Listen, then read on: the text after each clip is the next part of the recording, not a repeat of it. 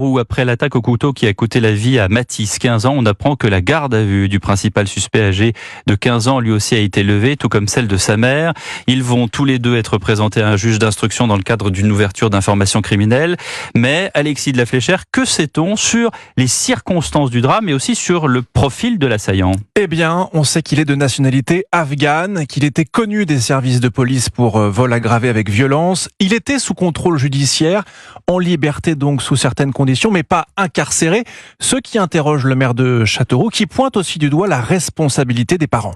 Moi, je conçois pas et j'arrive pas à comprendre que des parents laissent ressortir un enfant après qu'il a été mis en cause dans des affaires de violence. Enfin, je ne peux pas concevoir que ce jeune soit trouvé à nouveau dans la rue, à nouveau avec un couteau et récidive. Une récidive à l'issue fatale cette fois pour sa victime. Mathis, poignardé au dos et au thorax samedi dans le quartier Saint-Denis de Châteauroux, décédera quelques heures plus tard à l'hôpital. Enfin, concernant le scénario du drame, selon Le Parisien, une première bagarre aurait éclaté entre les deux mineurs lors d'une battle de rap freestyle.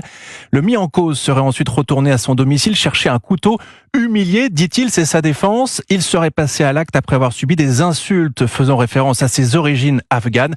Mais ça reste à déterminer par les enquêteurs. Merci de ces détails, Alexis de la Fléchère. Quelle réponse